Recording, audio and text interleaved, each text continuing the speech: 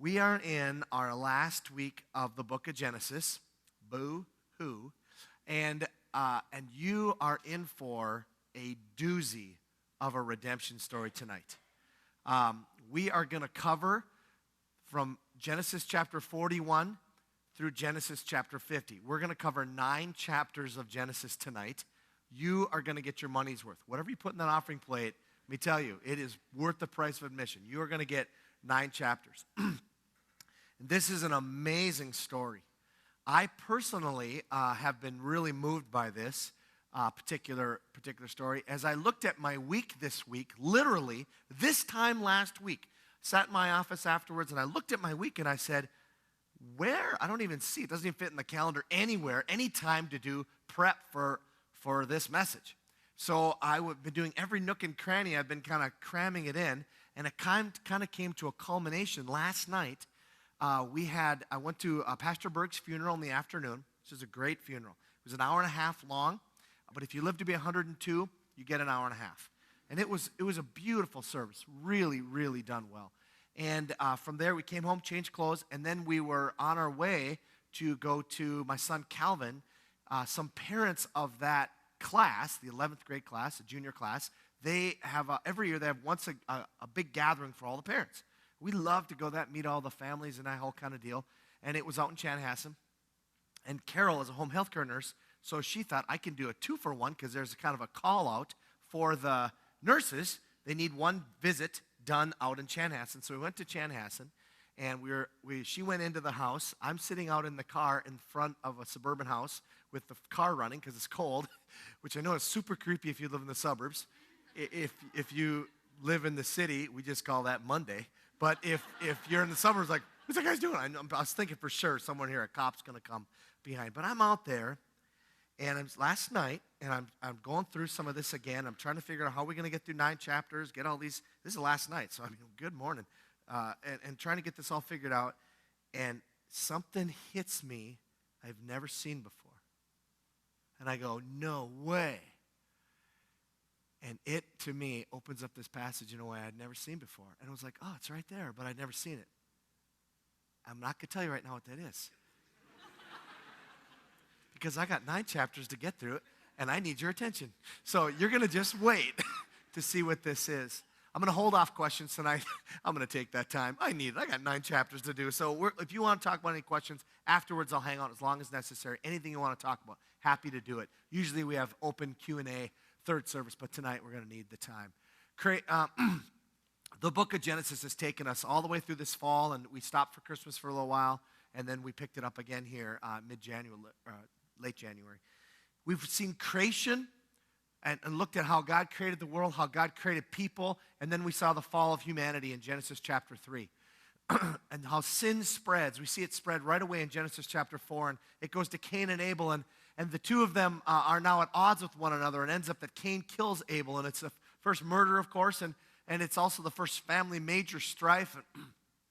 Sin just keeps taking effect. You see it over and over and over, and it culminates to where it says, everybody did evil all the time. And it comes to the flood narrative, the Noah and the ark, and where God puts his judgment upon the earth. We move from there, and we think, okay, well, we're going to get a new start with Noah and his kids, and it'll be all good. And they come right off the boat, and Noah gets drunk, and his kid comes in and mocks him because he's naked. Again, it's just too crazy. It has to be true.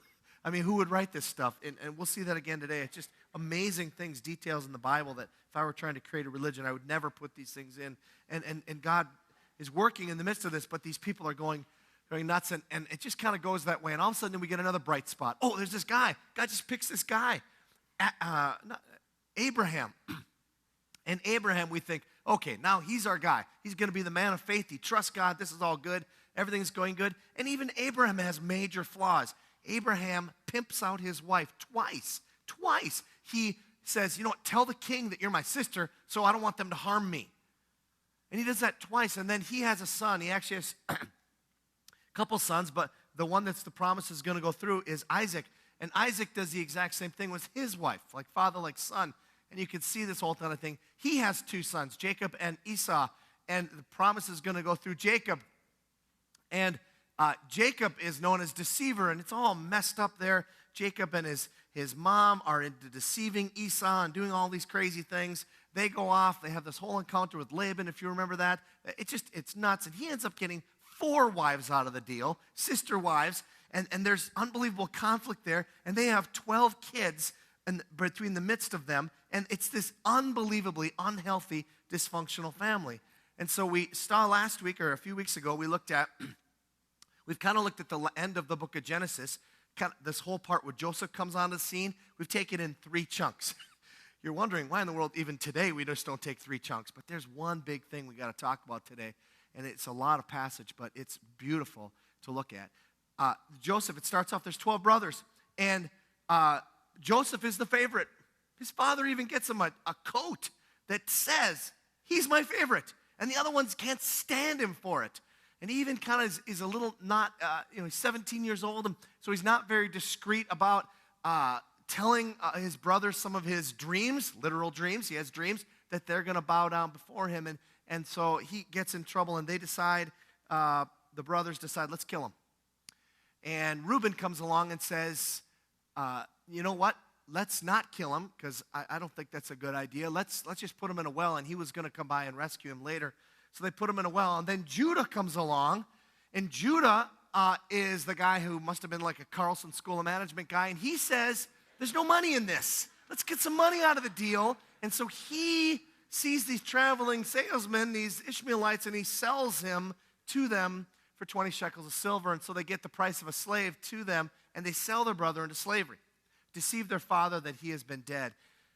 Joseph then goes off, and he's sold to Potiphar, and we saw that at the end of chapter 37. We come then to chapter 38, okay? Chapter 38 is probably one of the most, chapters in the Bible. I mean, it's like, what? I can't even believe this crazy dysfunction is here. This is the most dysfunctional family you've ever been around. It's like a reality TV from New Jersey or something. It's just insane what was going on here. And we saw all this crazy stuff that just happens all the time. We saw this last week. We looked at Genesis 38 last week. We started there and looked at this story of Judah. Judah's one of the brothers, and he has a son. He actually has 3 sons. And his first son marries a woman, but the first son dies. And so he gives him to the second son, but the second son dies. And he's supposed to give him to the third son, but he doesn't. And so he ends up, this woman is now, in that culture, she's in a big trouble if there's no heir, because she can no longer then claim her inheritance that was rightfully the deceased boy's. And so Judah puts her on the outs. She goes back to live with her father. He's supposed to give her the third son, but he doesn't. That's in that culture. That's supposed to what happens. She goes out and she plays a trick on him, kind of, and she dresses up more like a prostitute. He ends up sleeping with her, thinking she's a prostitute. It's really his daughter-in-law, but thinking she's a prostitute. She ends up getting pregnant. Somebody comes back to him and reports to him, your daughter-in-law is pregnant, and his response is, bring her out here, let's burn her to death. Wow, really? She comes out, and as she's coming out, she's a very smart woman, and she convinces him by some objects that he had given her, do you recognize these? Well, they turn out to be his. And something happens in Judah that comes to a completion this week. It is an unbelievable story. Judah is the guy, remember, sold off Joseph, and he's the guy that does this and to this woman, and also then asks for her death, even though he's just as guilty in the whole thing. He then says, she's more righteous than I because I forced her into this. We looked at that then, and from there we looked at chapters 39 and 40, a little bit into 41. And we looked at what happened to Joseph. Joseph is sold, and he's sold into, first he's thrown into a well, and then he gets sold into slavery. So this is just going down. He becomes he's sold then to a guy by the name of Potiphar. Now Potiphar is one of Pharaoh's, who's the king. Pharaoh over Egypt is a bunch of officials, one of which is Potiphar. Joseph rises in prominence so that Potiphar doesn't worry about anything except what he's going to eat. That's what the passage says. And so he rises in prominence, and it's looking good. Then Potiphar's wife, serious cougar, wants to go after Joseph. Joseph, it says, refuses. The first time in the entire book of Genesis we see anybody refuse a sexual advance of any illicit kind or whatever. And she then turns the tables on him and says that instead of her trying to seduce him, she tells her husband, he tried to seduce me. And so he gets angry, throws him in prison. Down. Now, when he's in prison, then these two guys, Pharaoh's officials or Pharaoh's workers, one's a cupbearer and the other one's a baker, they get thrown into prison because, I don't know what they did, but they did something that wasn't making them happy. So they threw them down there. They're in prison. They have some dreams, and Joseph interprets them. One of them is going to live. One of them is going to die. And he tells the one, strategically, the one that's going to live, doesn't do a whole lot of sense to tell the other guy, but he tells the one who's going to live, remember me, don't forget me. And as he's coming out, as they come out, it happens exactly as he says, but the cupbearer just forgets about him. Oops. Sorry about that. For 2 years. For 2 years, Joseph is just locked up in prison. And he then, finally Pharaoh has some dreams. It's actually two dreams. They call it a dream, but it's really two different dreams. And the cupbearer goes, oh, dude, that's right. I knew there was something on my to-do list I had forgotten, and it was to tell you about this guy. He's really good at dreams. And so Joseph gets called up, and he then interprets Pharaoh's dreams. And the dreams are this. The interpretation is there's going to be 7 years of incredible feast, and then there's going to be 7 years of incredible famine. Feast and then famine.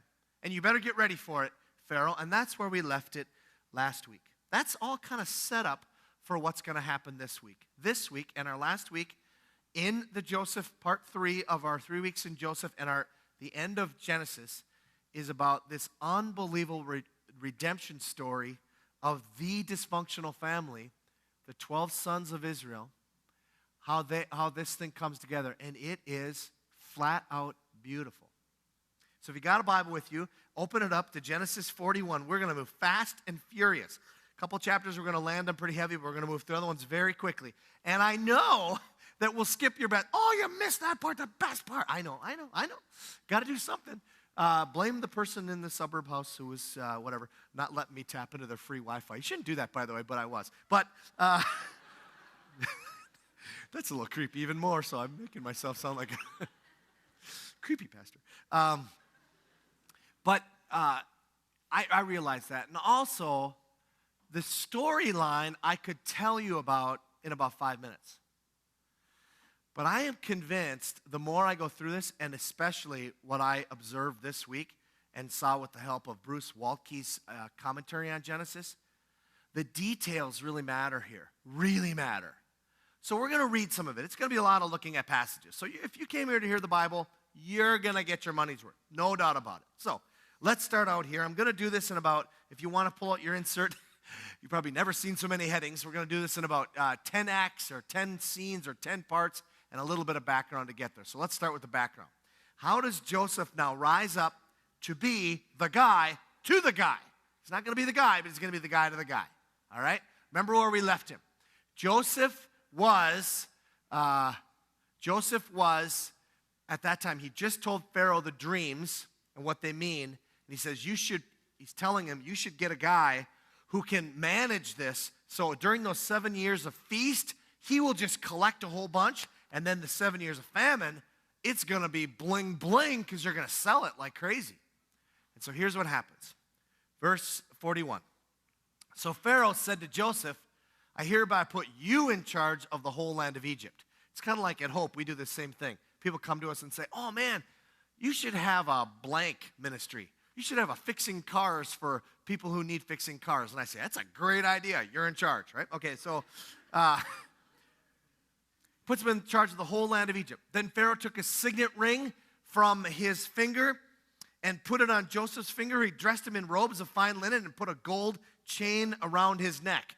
All right? Sounds pretty modern, right?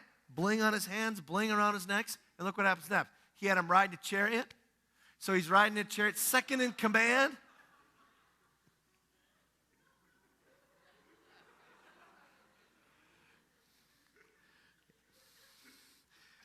I ain't no hipster.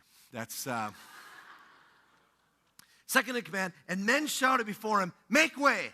And it's just a way of saying, I'm a big shot. Get out of my way. I have to do it when I'm at the state fair or something, and I just say, lady with a baby. And it works, even though there is no lady or any baby. Thus he put him in charge of the whole of the land of Egypt. Then Pharaoh said to Joseph, I'm Pharaoh, but without your word, no one will lift a hand or foot in all Egypt. Pharaoh gave Joseph the name, here we go, Zaphanath Paneah. We never see it again in Scripture, so nobody spends any time on it. So there it is. And gave him Asenath, daughter of Potiphera. When I first saw that, I thought it said Potiphar. I'm like, oh, is that justice or what? He got his daughter. That's great. But it's not. It's a different guy. Potiphera, who's priest of On. His brother was off and didn't work well. Anyway. To be his wife. And Joseph went throughout the land of Egypt. Joseph was 30 years old when he entered the service of Pharaoh, king of Egypt. I spilled it. I already said it tonight. I just want to see if... Well, how old is Joseph when he gets thrown in the well? Anybody? Yeah, that's cheating. That's no points for you. No soup for you. So, but anyway, it's good. 17. So how many years has it been? Oh, that's math. Oh, I thought this was church. It's 13 years, okay. 30, 17, 13 years. 13 years since he was sold into slavery, and he's been suffering the consequences of it, all right? 30 years at the beginning. When he entered the service of Pharaoh, okay? So 30 years when he enters, and remember then there's going to be 7 years of feast.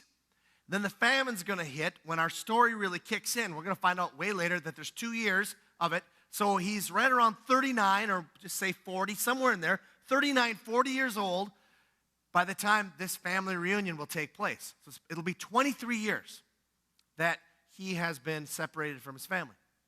And Joseph went out from Pharaoh's presence and traveled throughout Egypt. During the 7 years of abundance, the land produced plentifully. Joseph collected all the food produced in those 7 years of abundance in Egypt and stored it in the cities. In each city, he put the food grown in the fields surrounding it. Joseph stored up huge quantities of grain, like the sand of the sea. It was so much that he stopped keeping records because it was beyond measure. Before the years of famine came, 2 sons were born to Joseph by his wife, Asenath, daughter of Potiphera, priest of On. Joseph named the firstborn Manasseh and said, it is because God has made me forget all my trouble and all my father's household. So he named him Manasseh, which means forget.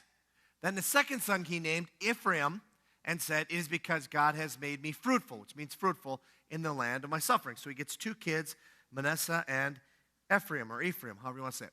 The 7 years of abundance in Egypt came to an end. And the 7 years of famine began, just as Joseph had said. There was famine in all the other lands, but in the whole land of Egypt there was food. When all Egypt began to feel the famine, the people cried to Pharaoh for food. Then Pharaoh told all the Egyptians, go to Joseph and do what he tells you. When the famine had spread over the whole country, Joseph opened the storehouses and sold grain to the Egyptians, for the famine was severe throughout Egypt, and all the countries came to Egypt to buy grain from Joseph because the famine was severe in all the world. You get this now? He is making big money for Pharaoh. It's famine, he's got it. All that, however, all of that, the end of chapter 41 is just really a setup for this reunion. There's going to be a family reunion here, and this is just set up for it. So look what happens here. When Jacob, so now we go back to Jacob. There's a lot of J's. There's a lot of names.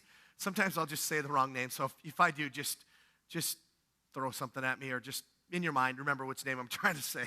My wife said, you got Reuben and Jacob and Joseph mixed up a couple times. I'm like, oh, dude, I know.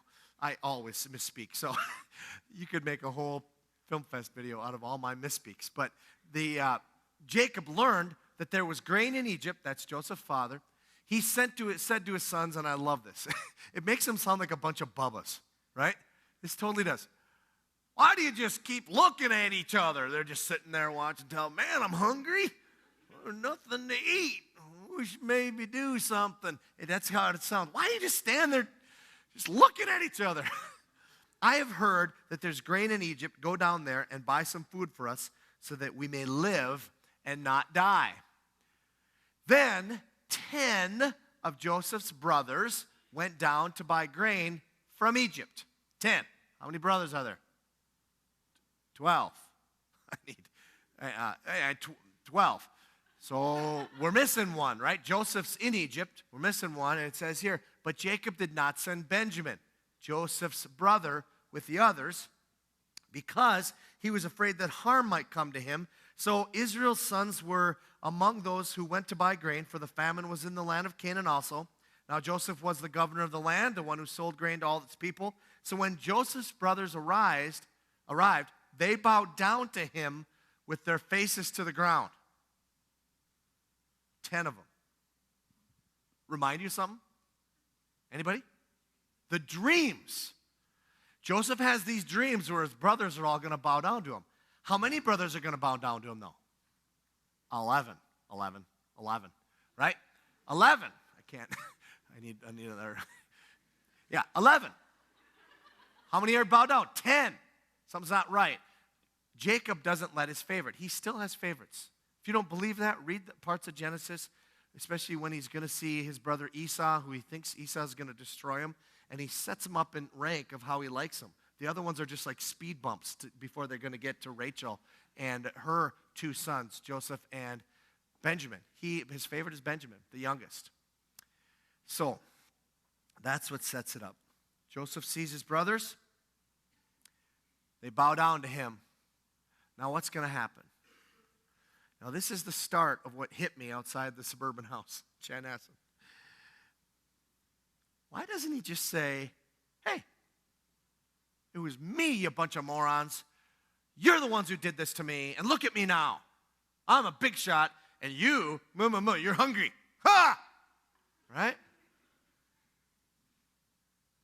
And I know the account, I've read it several times. But I never saw it that he was actually, you always ask yourself, what is he doing? It's an interesting story. He's actually got a plot in mind. Joseph is going to do some things, and he's plotting.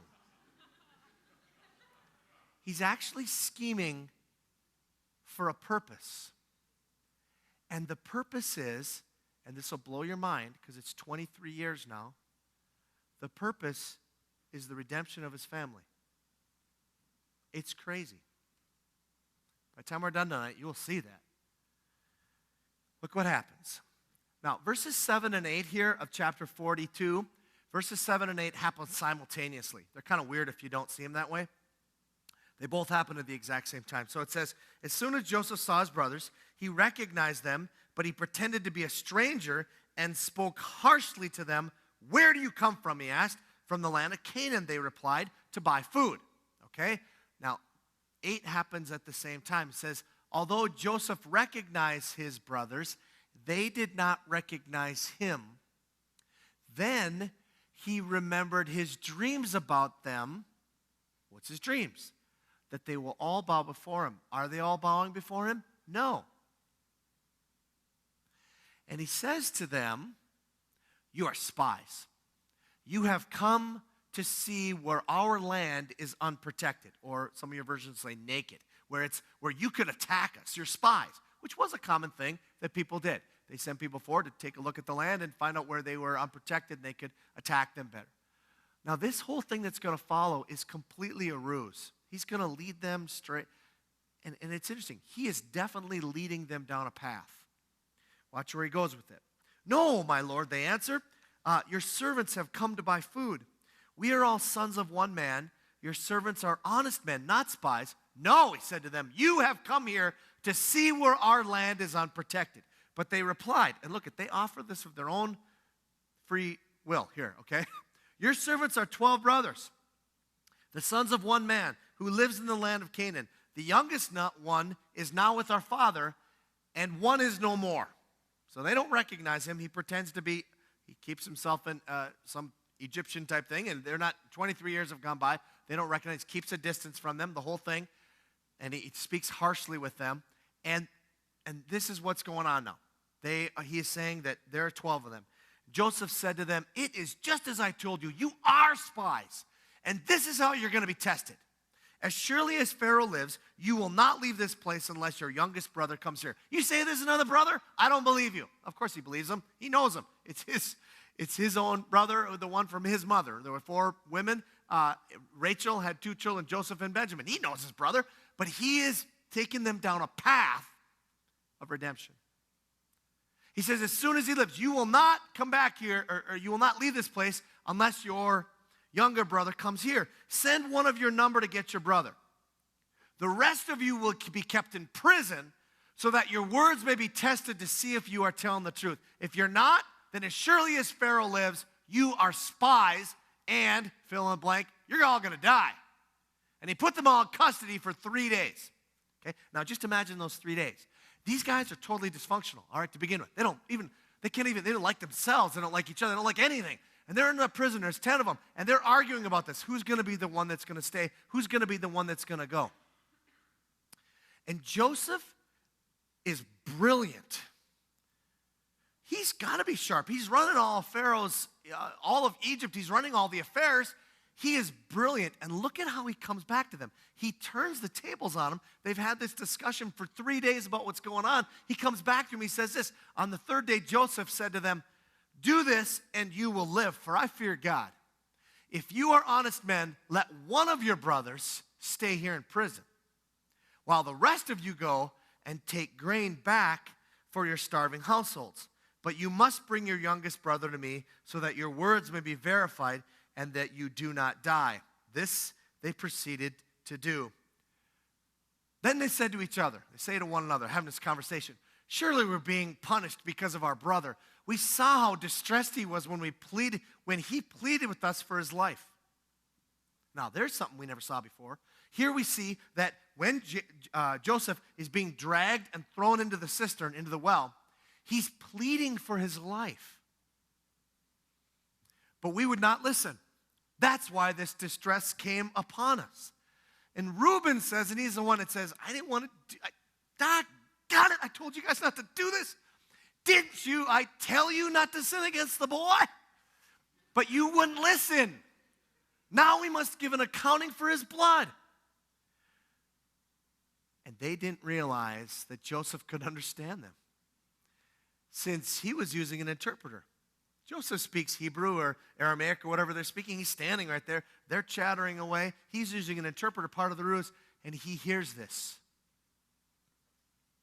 Well, how does Joseph respond? He turned away from them and began to weep. We're going to see that Joseph loves to weep. This guy loves to cry. He's a crier. Take him to any chick flick. He is going to be a baller. You're going to see this over and over. We're even going to skip a couple where he weeps. But then turned back and spoke to them again. So he always hides it. He had Simeon taken from them. They talked about who's going to go. Now they're probably wondering who's going to stay. And he doesn't. He says, "I'm taking Simeon." He takes them and he binds them up before their eyes. Joseph gave orders to fill their bags with grain, to put each man's silver back. So they had these big grain bags that they'd taken. He says, "Fill it with grain, but I also want you to do something else. I want you to put the money that they brought, I want you to put it right there in that big old grain bag. Put it back in the sack and give them provisions for their journey." After this was done for them, they loaded their grain on their donkeys, and they left. At the place where they were stopped for the night, one of them, doesn't say which one, but there's 9 that have left. One has stayed. Simeon has stayed. Joseph is still there, and Benjamin's back at the ranch. And one of them opens the sack, and they're going to get some grain to feed the donkey. And he saw his silver in the mouth, in the opening there of his sack. He says, "My silver's been returned." He said to them, It's right here in the grain sack. It's right there." When that happens, their hearts sank, and they turned to each other, trembling, and said, "What is this that God has done to us?" Now, the reason for that is they had to pay for this grain. When they have their money back, it looks as if they stole the grain. And they know that they'll be hunted as thieves. Now you're going, what in the world? Why is Joseph doing all this? was at this moment that I asked that very question last night about this time. And I said, what? This is interesting. It's an interesting story, but there's got to be something to it. And Bruce Walke said something that's coming, just a line. He said, he is leading his family down a road of redemption because it's exactly the same situation that they had with Joseph. What'd they do? They put one guy, they sacrificed one guy, they got money for him, and they walked away. Now what's the situation? This time they have grain and money, and they walked away, but they leave a brother. Are they going to go back for the brother or not? Joseph sets this up so that they can have an opportunity for round number 2 on what they didn't do before. It's beautiful. And if they go back, they're risking their lives because they're considered thieves. Joseph sets it all up. So what happens next? We see Reuben, a redemption of Reuben. Typed in Reuben, his first thing came up, figured it was good. I may or may not have been hungry at this moment. Best Reuben sandwich in Minneapolis, anybody? The local, downtown Minneapolis. Oh my gosh, big old hunks of corned beef. Whew, that's good. Second best, Tilia, Linden Hills. Now, this is not opinion. I'm preaching right now. This is truth. Some guy comes up to me and says, have you had Matt's? I'm like, no. I told you the truth already. Don't argue. Okay, so. That's funny. Okay. So here's what happens. What are they going to do? What are they going to do? They're just going to say, well, we lost one before, we'll lose another one.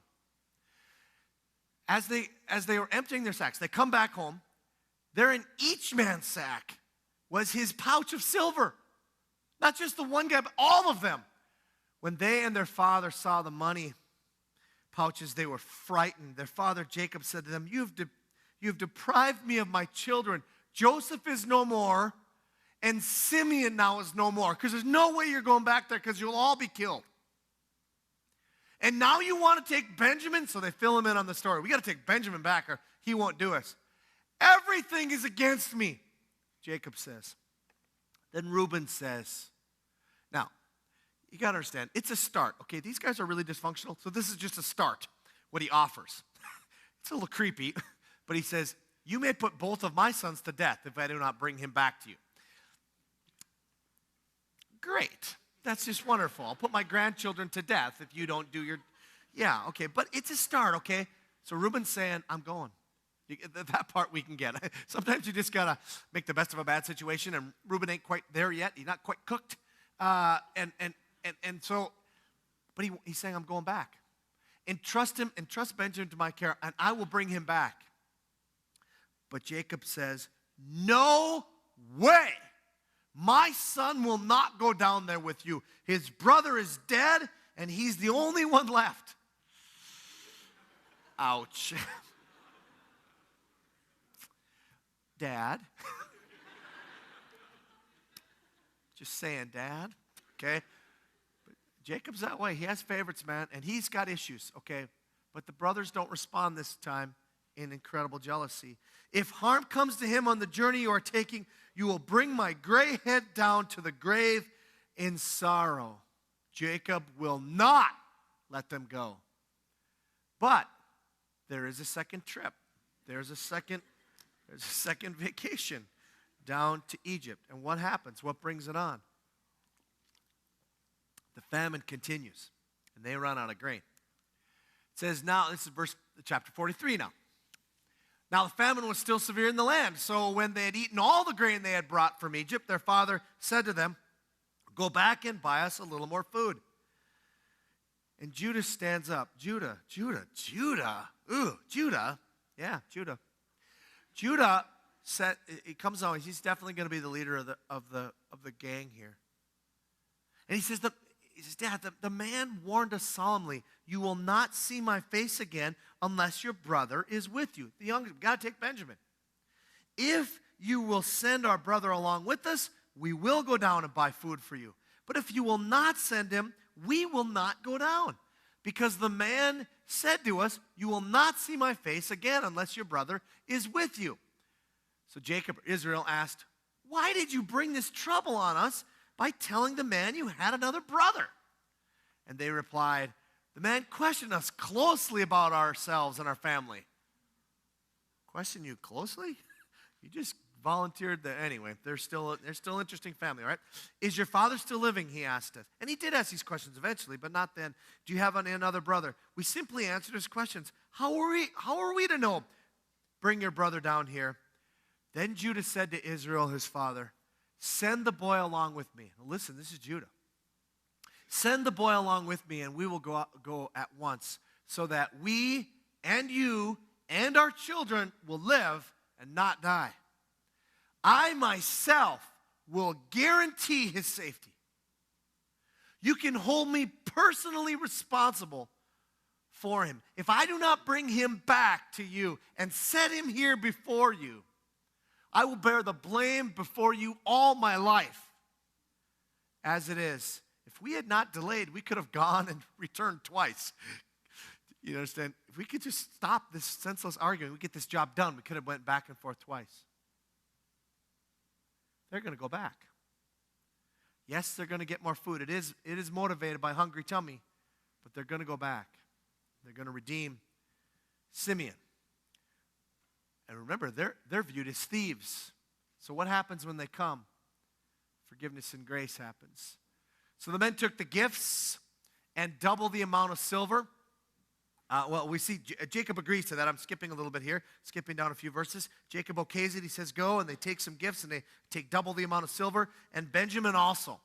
They hurried down to Egypt and presented themselves to Joseph. When Joseph saw Benjamin with them, he said to the steward of his home, take these men to my house, slaughter an animal, and prepare dinner.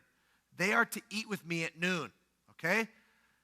The man his steward did just as Joseph told him and took the men to Joseph's house. But now the brothers, the men, were frightened when they were taken to his house. They thought, we were brought here because of the silver that was put back into our sacks the first time. He wants to attack us and overpower us and seize us as slaves and take our donkeys. Like, that's the worst thing that could happen here. You're not taking my donkey. Okay, whatever, but all this is going to happen. So they went up to Joseph's steward and spoke to him. They probably said, man, just come clean. Tell him the truth. At the entrance of the house, said, please, sir, they said, we came down here the first time to buy food. But at the place where we stopped for the night, we opened our sacks, and each of us found the silver, the exact weight in the mouth of everyone's grain sack. There it was. So we have brought it back with us. We've also brought additional silver with us to buy food. We don't know who put our silver back in to our sacks. And the servant responds, it's all right. Don't be afraid. And Joseph lets the steward in on this. He says, your God, the God of your father, has given you treasure in your sacks. I received your silver. In other words, it's a hard translation that really means you are paid in full for the previous stuff, and we're going to see, and for the future stuff that we're going to give you. It's all good. Then he brought Simeon out to them. Now that's interesting. Remember the arrangement. The arrangement was, you go and you tell me that you have a younger brother. I want to see him. You bring him back here to me. Then I'll let your brother go, right? That's the arrangement. But this makes it real clear that when the money is brought, then they get Simeon. This is redemption. This is exactly what they're going through. Joseph is giving them an opportunity to reoccur what happened with him in the cistern. And this time, they get the brother back. But Joseph isn't done. He sees the brothers. He asks them about the father. He weeps again. You know, I'm just kind of skipping through some things here. He weeps again when he sees Benjamin. He does all these things. He prepares food for him. Benjamin gets way more food than anybody else. But he's not done with this plot. He's got a second plot. He's scheming again. And this is crazy what happens here. Now Joseph gave these instructions to the steward of the house. He said, fill the man's sacks, again, with as much food as they can carry. and put each man's silver in the mouth of a sack. I don't want their money. Then put my cup, the silver one, in the mouth of the youngest one's sack, along with the silver for his grain. And the steward did just as Joseph said. So what's he doing? He's taking and he's filling them all up with grain, puts their money back in again, making them scratch their heads like, what's going on? And then he takes this fancy cup that is Joseph's, and he puts it into Benjamin's sack. As morning dawned, the men were on their way with their donkeys. They had not gone far from the city when Joseph said to his steward, go after those men at once, and when you catch up with them, say to them, why have you repaid good with evil? Isn't this the cup my master drinks from and also uses for divination? Now, Joseph didn't practice divination. It was a sorcery kind of thing, and they would use a cup and see how different fluids go in, and they would kind of try to do the future. It's all part of the ruse, okay? But he's saying, this is a very valuable cup to my master, and you've stolen it. This is a wicked thing you've done. When he caught up with them, he repeated these words to them. But they said to him, why does my Lord say such things? Far be it from your servants to do anything like that. We even brought back to you, brought from the land of Canaan the silver we found inside the mouths of our sacks. So why would we steal silver or gold from your master's house? If any of your servants is found to have it, he will die, and the rest of us will become my Lord's slaves. So in other words, if you find that cup with us, that one's going to die, and the rest of us are going to become slaves. And this is Joseph's plan. He tells the steward ahead of time, we assume, and he says, very well then, let it be as you say, but let me switch the plan a little bit. Whoever is found to have it will become my slave. The rest of you will be free from blame. Each of them quickly lowered his sack to the ground and opened it. Then the steward proceeded to search, beginning with the oldest and ending with the youngest. So it's like, nope, nope, nope, nope, nope. You can just, the drama, the music's getting louder. Nope, nope, nope, nope, nope, nope, nope. I've lost how many I'm at, but uh-oh, there it is. And the cup was found in Benjamin's sack. At this, they tore their clothes, which is a Jewish way of extreme grief and angst. Then they all loaded their donkeys and returned back to the city. Joseph was still in the house when Judah and his brothers came in, and they threw themselves to the ground before him. How many this time? 11. Joseph said to them, what is this you have done? Don't you know that a man like me can find out things by divination? In other words, I knew I can predict the future. Well, of course I can predict the future. I put the cup in there, right? Of course I can. This is all a ruse, and it's all unbelievably plotted. Judah now replies, and he says, what can we say to my Lord? What can we say? How can we prove our innocence? God has uncovered your servant's guilt. We are now my Lord's slaves. We ourselves and the one who is found to have the cup. And look at what Joseph does. He says, far be it from me to do such a thing. Only the man who is found to have the cup will become my slave. The rest of you, go back to your father in peace. Like that's going to be, where's Benjamin? Well, about that.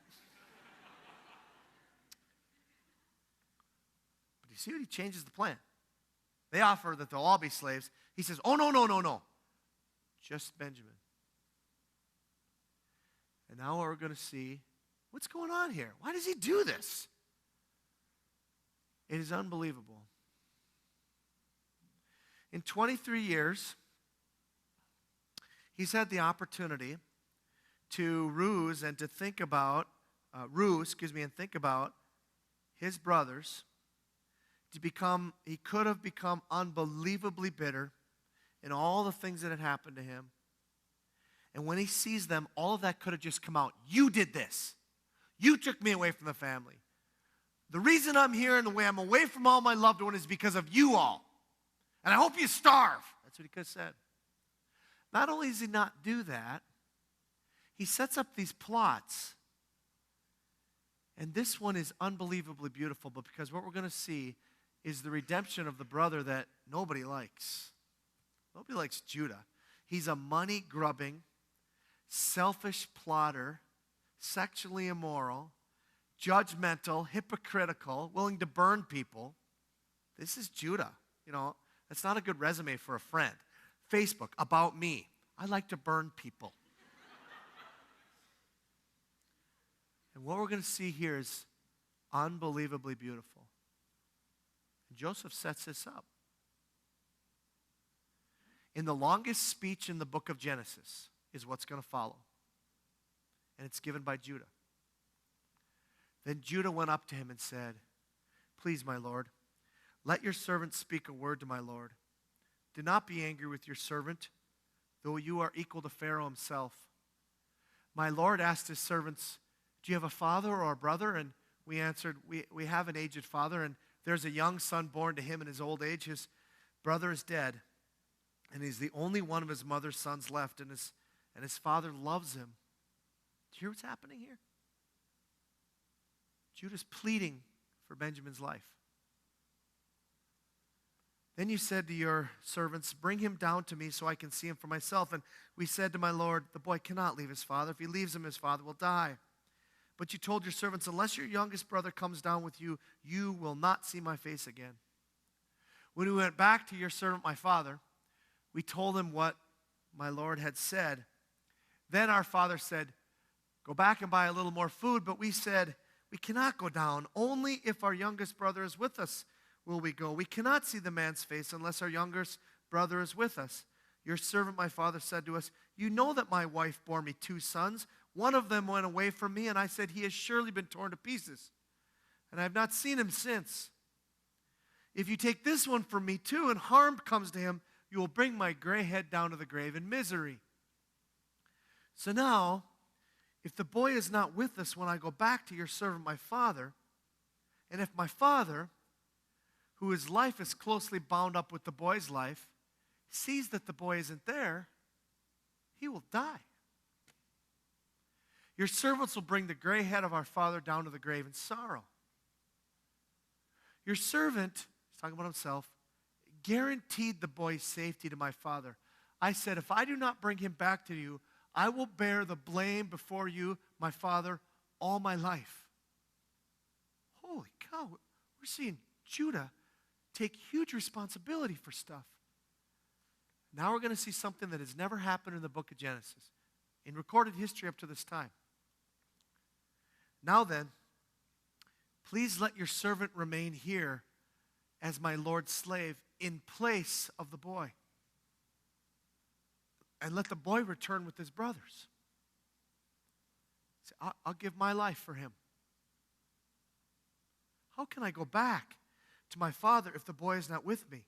No, do not let me see the misery that would come upon my father." Do you see what's happening here? Joseph has plotted all this, put it all together for the redemption of his family, for the redemption of his brothers, and particularly for the redemption of Judah. Judah? Judah? Are you kidding me? And Joseph unbelievably loves his brother Judah enough to put this whole thing in motion so that he has to come to the place where he is willing to lay down his life. It's crazy. We see the redemption of Judah here. Joseph can't take it any longer. I love how chapter 45 starts. It says, "Then Joseph could no longer control himself before all his attendants, and he cried out, 'Have everyone leave my presence.'" Now, it says here, he couldn't control himself any longer, and he loses it, and now he's going to reveal himself, which makes me wonder how many more plots that he'd had in mind, right? 23 years of thinking, he's got a few more, but he can't take it anymore. He says, "Everybody leave." So there was no one with Joseph when he made himself known to his brothers, and he wept so loudly that the Egyptians heard him. Egyptians, I guess, are hard of hearing or something. But he sees him, and it's crazy what happens here. How does Joseph do this? How does Joseph have 23 years of wrestling with bitterness and anger and unforgiveness, and instead when he sees his brothers, he not only has compassion on them, he puts together a plan for the first time in their lives to do something noble, and And they redeem themselves to one another and to him. How does he get there? You're going to see in 2 verses. He wept so loud the Egyptians heard him, and Pharaoh's household heard about it. Joseph said to his brother, I am Joseph. Is my father still living? But his brothers were not able to answer him because they were terrified at his presence. And then Joseph said to his brothers, come close to me. When they had done so, he said, I am your brother, Joseph, the one you sold into Egypt. And here's the verse. Genesis 45, verse 5. How does Joseph do this? Because he believes Genesis 45, verse 5. And now do not be distressed and do not be angry with yourselves. Oh my gosh. Really? For sending me here, because it was to save lives that God sent me ahead of you. For 2 years now there has been famine in the land, and for the next 5 years there will not be plowing or reaping, but God sent me ahead of you to preserve for you a remnant on earth and to save your lives by a great deliverance. So then it was not you who sent me here, but God. He made me a father to Pharaoh, lord of his entire household, and ruler over all Egypt. Why does it matter to have a good theology that God's in control? Duh! That's why. If you don't believe that, you hang on to bitterness. It gets beautiful from there. Just unbelievably beautiful.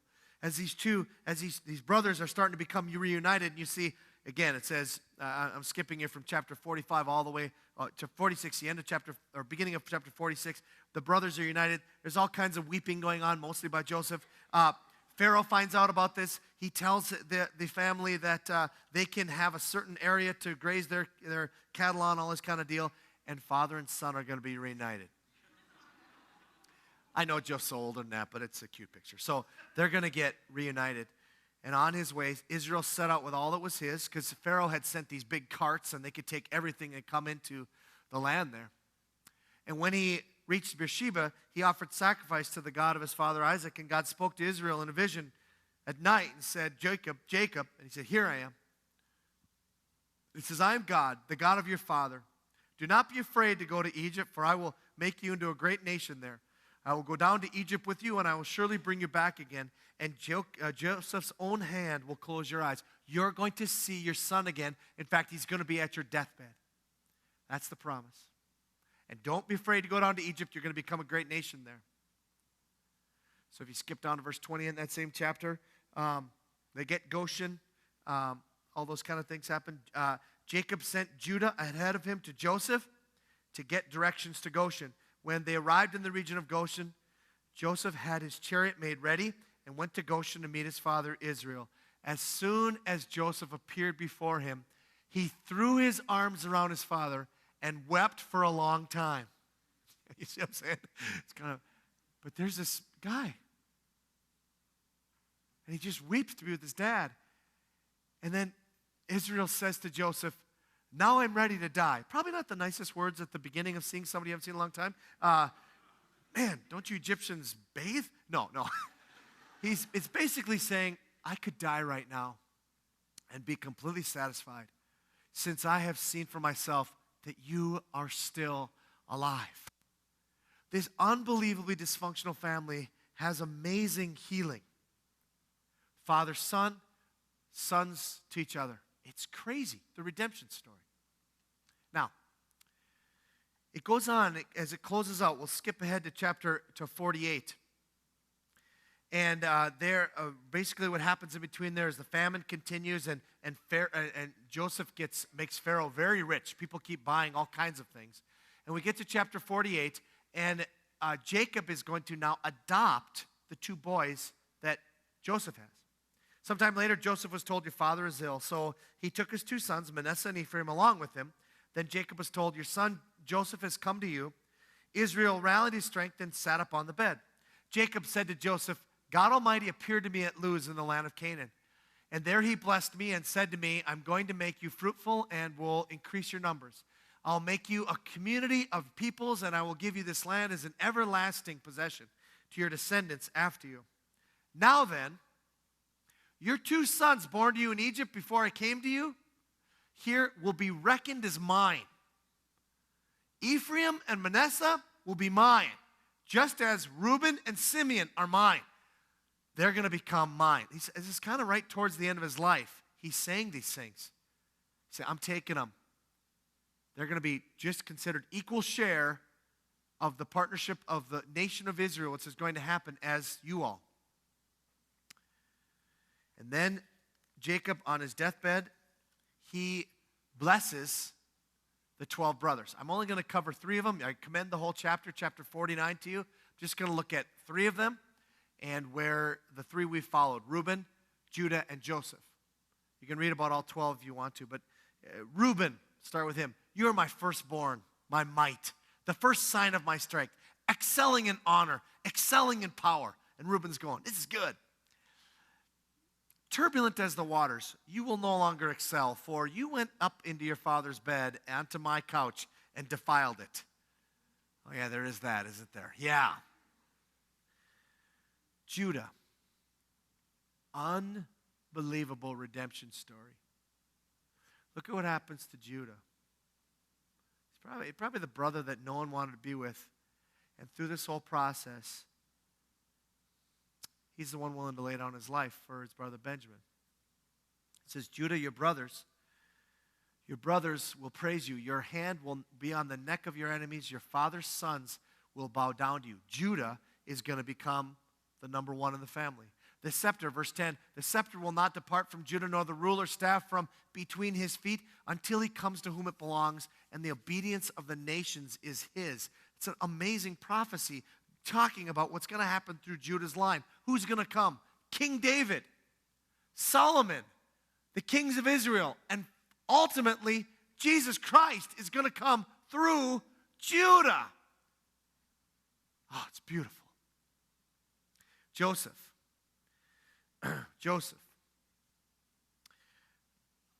Joseph is a fruitful vine near a spring whose branches climb over a wall. And then he gives this beautiful poetic way of looking at Joseph's life. He says, with bitterness, archers attacked him, your brothers. They shot at him with hostility. But his bow remained steady. His strong arm stayed limber because of the hand of the mighty one of Jacob. God was on you, Joseph, so much so that not only could you keep getting places of honor and power, but more than that, you redeemed this dysfunctional family. Your bow remained steady in those times, and as a result, you are blessed. The book will end here with, Jacob then finished saying that, giving instructions to his sons. He drew his feet up into the bed and breathed his last and was gathered to his people. Joseph threw himself upon his father and, guess what, wept over him and kissed him. Now, there's one little last problem, and then the book ends. Last problem is the brothers are worried. Dad died. Did Joseph just do this to get back in good with Dad? And they asked that question. They saw that the father's dead, and they said, what if Joseph holds a grudge against us and pays us back for all the wrongs we did to him? So they sent word to Joseph saying, this is what you are to say to Joseph. I ask you to forgive your brothers the sins and the wrongs they committed in treating you so badly. Now please forgive the sins of the servants of the God of your father. Signed, all the boys' daddy. I mean, it sounds that silly. When the message came to him, Joseph wept. I mean, it's like, really? Really? And look at what he says. His brothers came to them, they threw themselves before him, and they say, we're your slaves. He says, wait a minute, don't be afraid. Am I in the place of God? Genesis 50, verse 20 is one that people say is the entire point of the entire Joseph narrative. Here it is. You intended to harm me, but God intended it for good, to accomplish what is now being done, the saving of many lives. So then don't be afraid. I will provide for you and your children. And he reassured them and spoke kindly to them. If you're wrestling with anything right now, and I know many of you don't carry paper Bibles, but whatever, just etch it in the glass on your iPod there, or your whatever iPhone or something. Etch it. God never wastes pain. Never. Genesis 50:20. You intended to harm me, but God intended it for good.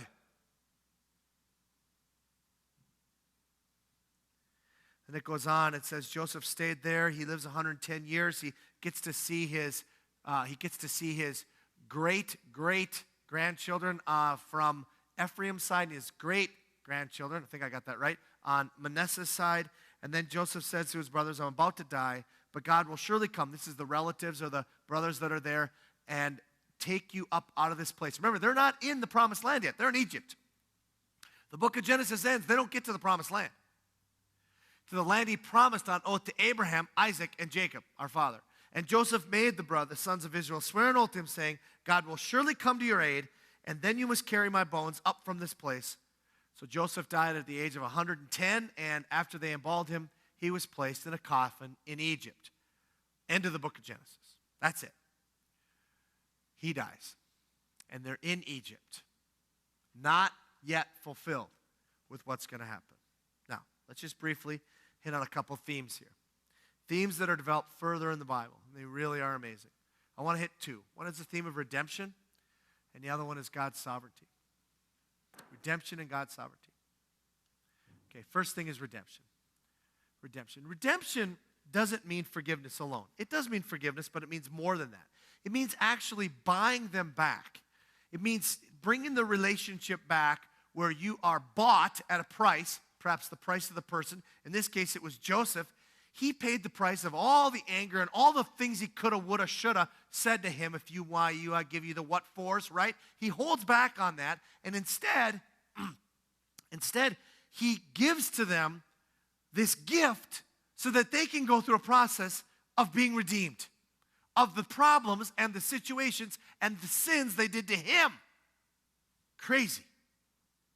Now, the crazy thing about the Joseph narrative, the whole thing is this all looks happy and this family comes back together and they're getting now into Egypt.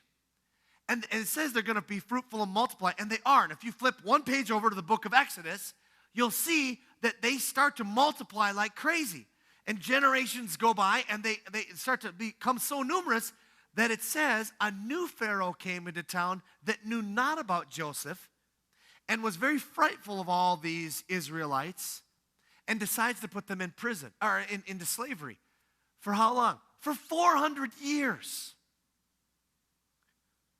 Whoa.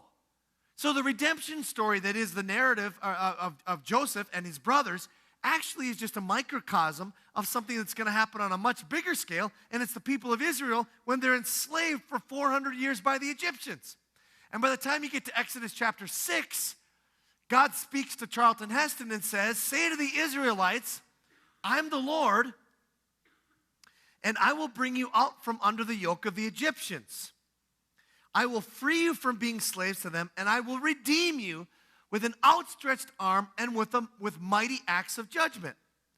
And the interesting thing is, the Joseph narrative is a microcosm or just a small story of what's going to happen on a much larger scale with this whole nation of people who are slaves. And guess what? That's just a microcosm of something much bigger. When Jesus Christ comes on the scene, he says, I'm going to redeem you from something bigger than just slavery to a nation. I'm going to redeem you from the big problem. What's the big problem? Genesis 3. Sin is in the world. And that messes up everything. You can see it's just messing up all kinds of relationships. And I am going to take care of the problem. And the ultimate problem is each one of us individually and corporately have a debt, an infinite debt to an infinite God that we cannot pay. And Jesus comes on the scene and says, verses like Mark 10:45, for even the Son of Man, referring to himself, did not come to be served. Like Joseph could have said, I want to be served, and you guys are going to serve me the rest of your lives for throwing me in that cistern and selling me off.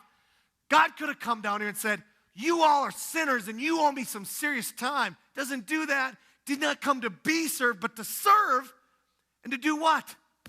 Give his life as a ransom for many.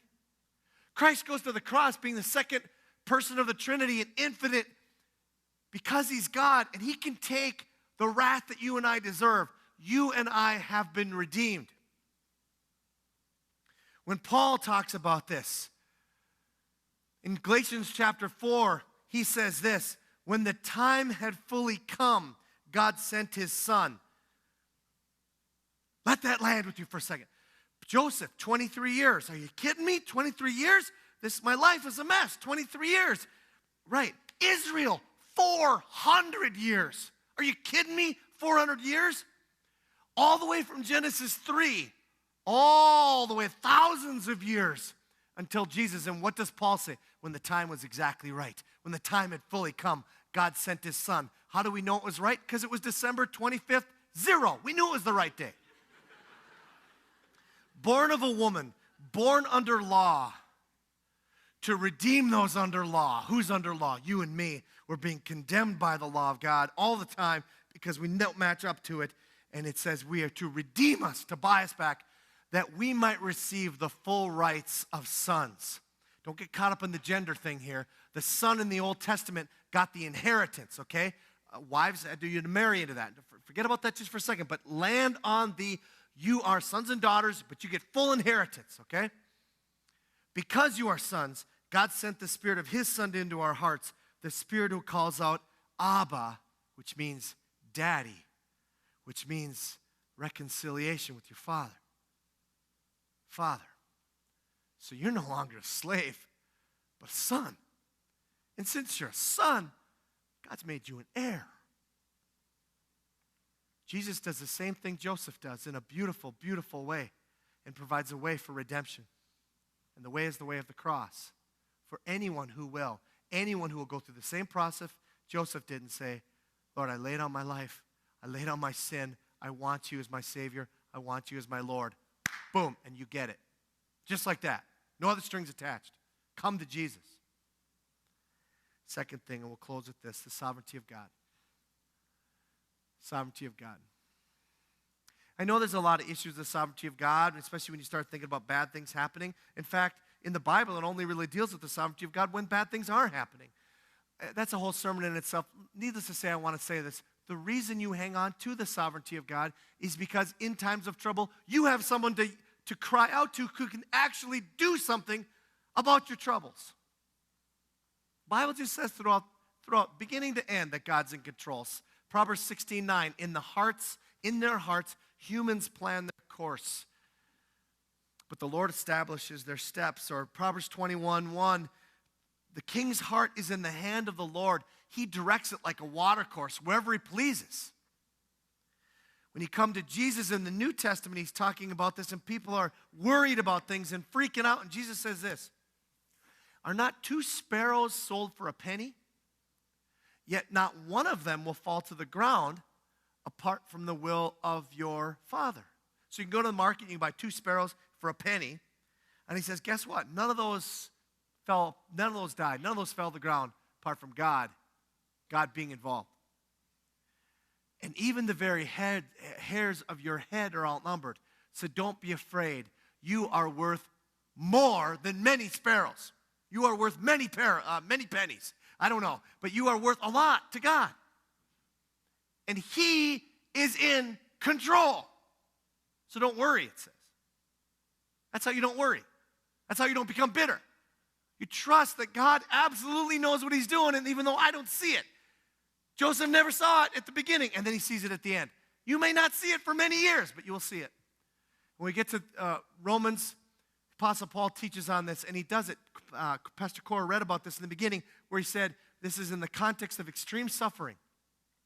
In the same way, the Spirit helps us in our weaknesses. We do not know what we ought to pray for, but the Spirit himself intercedes with us with groans that words cannot express.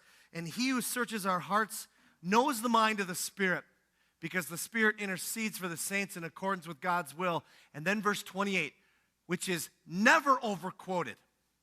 Sometimes flippantly quoted, but never. You can't overquote this verse, because you got to hang on to this one all the time. And we know that in all things, God works all things for the good of those who love him, who've been called according to his purpose. Did you hear that?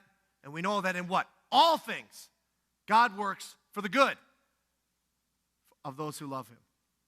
How many things are all things? All things are all things, no matter what you're going through. What's interesting to me, what I saw in this whole study is it's interesting that there's a tie between the redemption of God and what he's doing throughout Scripture and his sovereignty. Yes, there are times where God does things sovereignly and does things in his control that don't immediately, but most times it's talking about the sovereignty of God, and guess what it involves? Redemption. Redemption. We're going to move to a time of response. We're going to move to a time of response at this table. And this table screams some things to you. This table screams that someone redeemed you. Somebody paid for you. The bread represents his body and the cup represents his blood. But it also screams this, and this is what I would like you to think about as you come forward for communion. You and I, we're all Judah. We need someone to redeem us. You can't redeem yourself. And that's what this table is. This table is God's offering saying, come home. Come home.